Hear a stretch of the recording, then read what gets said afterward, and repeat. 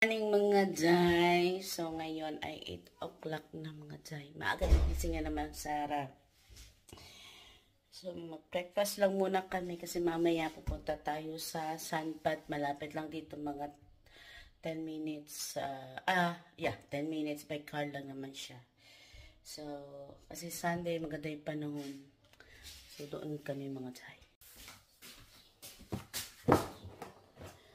So, may bagong binili yung coffee machine si Papa Lane. Natikman niya daw to sa kanyang kliyente one time nung nag-coffee siya. Hirap naman to po. Tapos, tinanong niya ang brand ng coffee machine. Agad-agad bumili ng coffee machine ng Amaw. So si Papa kasi mahilig yan sa branded na coffee. Pero hindi yan nagko-coffee sa Starbucks mga guys. Gusto niya yung coffee lang sa what do you call it? Sa bahay. Pero matapang talaga ang mga kapinan. Kaya mostly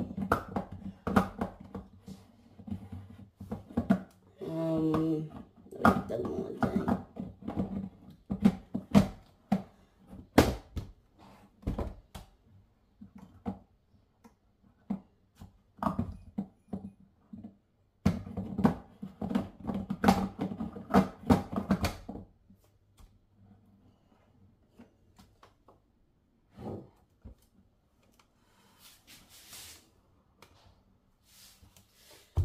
Kaya mostly mga Jai, yung mga kape niya ay matatapang talaga Jai. Kaya hindi ko iniinom yung mga kape niya. So, sorry, I forgot. So, hindi ko iniinom yung mga kape niya mga Jai.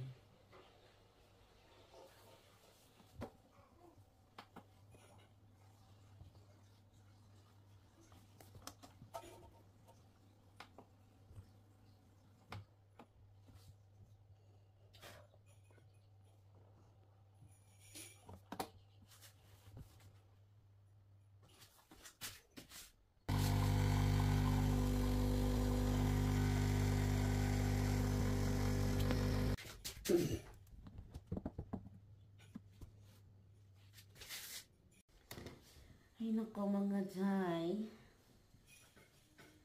Alam niyo ba mga Jai? Kasi 4 na taon na akong naninirahan dito sa bahay ng aking mother-in-law. And masasabi ko masaya ako dito at the same time yung pagtanggap ng family ng aking partner ay sobrang warm. Kumbaga wala ako masabi. Kumbaga sobra talaga nila ako tinanggap at minahal. Na para bang tunay na pamilya, kapatid, anak. Ganon. So every birthday, lagi sila may birthday talaga sa akin mga Jai. So ito na naman ang makulit. So excited na siya eh. Excited na siya pumunta sa Sunbath. Paraya ka na ito, Strax. Need to spell town, Sunbath. Met V. And?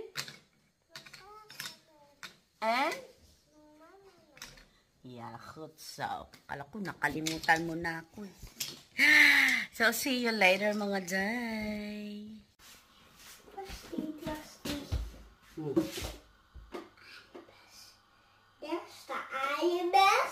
Yeah.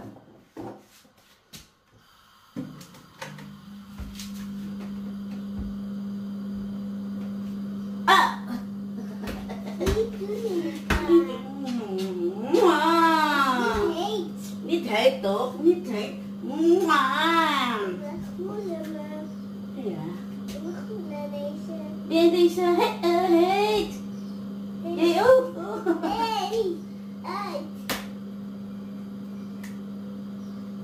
Ben je nou met een broodje?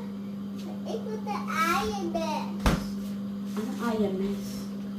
Met Met the broocher? Met the broocher? What the IMS?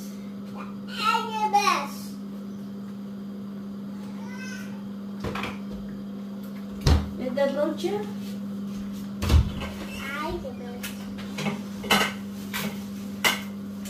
Ay. Sarap.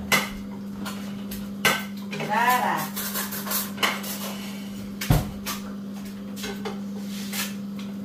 So, nagpaluto ang ate Sara ng tinapay na may egg. Breakfast niya daw. Okay. Kasi mahalaga na nakain siya sa umaga. Kasi dati mga hindi yan nakain ng umaga. Gatas lang ng gatas. Ano siya sa... Parang yun na naging routine niya. Kaya, ito ginagawan ko ng paraan na makakain siya sa umaga. Kahit ano lang, basta may laman na bago siya pumasok sa school. Ganon. Kasi yung biyanan ko, tsaka yung partner ko mga dyan, hindi nila pinipilit yung mga bata dito, pag ayaw-ayaw. Eh tayo mga Pinoy, diba? Lalo na pagdating sa pagkain, ayaw natin na hindi kumakain ng mga bata dito. Kasi sige lang, kapag ayaw-ayaw, sundi ko anong gusto, hindi po pwede yan. Sa akin, hindi pwede. Sa kanila, ayaw nilang argue. Yan mga dyan. Sarah, here you ay. Sarah. Ay, nako. Sarah, here you ay. Edeve ka nara sambat. Tok?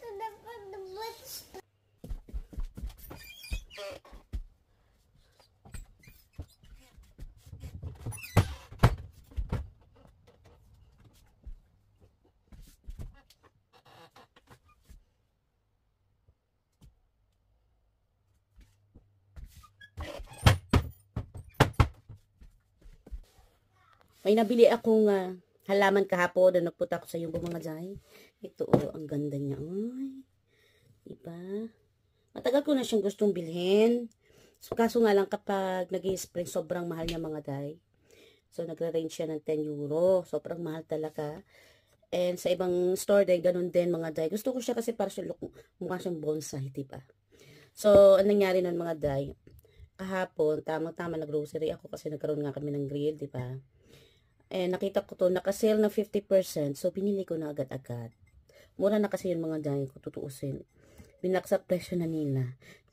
Kasi nga, uso dito magbenta ng mga flowers, ng mga pananim, na ready to plant na mga dahil. So, yun. Pili natin siya ng 5 euro lang instead of 10 euro. So, happy na naman. Ay, alis na ang mga person. Ayan, dito tayo sa likod kasi dito tayo kasya. So, si Bianan pala kasama namin. Di ko alam. Di siya kasya dito sa likod. Ako lang kasya. So, dyan siya sa harap, no? So, ayan po ang aking Bianan at ang aking... Ayan. Ayan, magalis na tayo mga dyan. Ayan ang mga person, mga dyan. So, may event pala dito mga dyan, nagaganapin.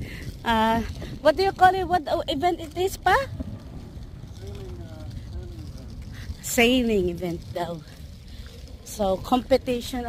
Mamaya, pakita ko sa inyo mga dyan. Ang gaganda ng mga bahay dito. O, iyan. Ang gaganda, no? So, mga dyan dito sa Netherlands. Pag malapit ang bahay mo sa tubig niya, mga ganyan, mayaman ka mga dyan. Kasi mahal ang magkaroon ng bahay na malapit sa tubig. Lalo na sa mga ganito. No? Sa mga lake. Ayan, mga dyan, gaganda ng mga bahay. Meron pang bagong, may ginagawa pang bagong bahay, mga dyan. Ayan. Mga bilyonaryo ang may-ari ng mga day. Ayan. So, ito day, mga day ay open area. So, public ito. Kahit sino pwede pumunta dito at mag-swimming. Kahit pa may mga bahay na malalaki dyan. Hindi yan sa kanila. Pwede tayo mag-swimming mga day. Ganon. So, maganda dito kasi may pambata na pwedeng pag-swimmingan talaga at hindi ka mangangamba dahil sobrang babaw lang mga day. Ayun sila papaling. So, magko-compete mga day kay look at that. Yan, magko-compete Marami pa dito banda. Yan, makikita ninyo. Yan mga ceiling. Yan yung mga magko-compete mamaya. So, kanina sobrang hangin, ngayon medyo hindi na mahangin mga day. Yan.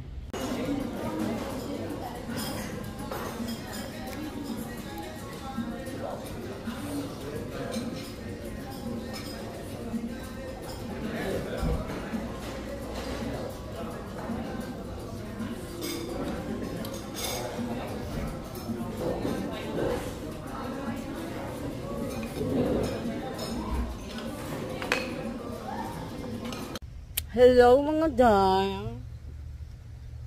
So hindi ko na kayo nabalikan ulit kanina. Ano ba yan? So after nga namin mag-swimming, nagpahinga muna kami tapos buwi rin.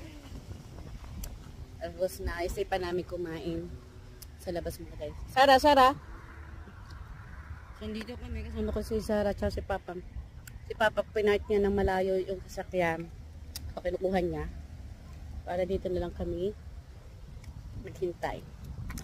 So ayun mga guys, salamat sa inyong pagsama sa aming mga channel. And don't forget to subscribe our YouTube channel and comment down below pag may mga gusto kayo mga video na pwede namin gawin, mag-anak o mga gusto ninyo nais malaman dito sa The Netherlands. So, yun mga day, and i-share na rin ang ating video para marami ang makapanood mga day, para dumami naman tayo mga day. So, yun lang mga day, salamat sa inyo panonood. Chay-chay.